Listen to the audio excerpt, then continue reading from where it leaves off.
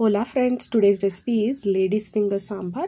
So first దానికైతే మనం పప్పుని ఉడికించి పక్కన పెట్టుకోవాలి. దాని తర్వాత ఒక ప్రెషర్ కుక్కర్ లేకపోతే ఏదైనా మనం సాంబార్ చేసుకున్న గిన్నె పెట్టుకొని అందులో ఆయిల్ వేసి ఆయిల్ కాగాక మస్టర్డ్ వేసుకోవాలి. అది సిజిల్ అయిన తర్వాత మనం ఆనియన్స్ వేసుకోవాలి.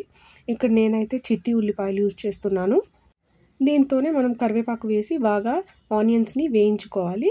సో ఆనియన్స్ ఎక్కువ మగ్గనక్కర్లేదు, కొద్దిగా మగ్గిన తర్వాత కట్ చేసి పెట్టుకున్న టొమాటోస్ కూడా వేసి బాగా మగ్గనివ్వాలి. ఇందులోనే మనకి సాంబార్కి తగినంత పసుపు కూడా వేసి బాగా కలుపుకొని ఫ్రై చేసుకోవాలి. దాని తర్వాత మనం కట్ చేసి పెట్టుకున్న బెండకాయని వేసి బాగా నూనెలో ఒక 5 minutes వేపుకోవాలి. సో ఇది నూనెలో బాగా వేగితేనే సాంబార్ చాలా టేస్టీగా ఉంటుంది. సో 5 minutes వేగిన తర్వాత మనకి సాంబార్కి తగినంత కారం వేసుకోవాలి.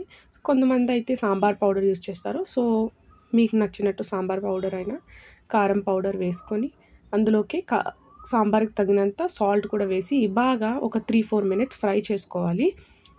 దాని తర్వాత మనం కుక్ చేసి పెట్టుకున్న పప్పుని వేసి బాగా మిక్స్ చేసుకోవాలి.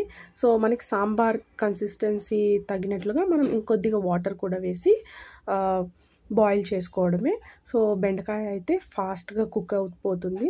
సో విదిన్ ఒక 10 minutesలో బెండకాయలు అయితే ఉడికిపోతుంది.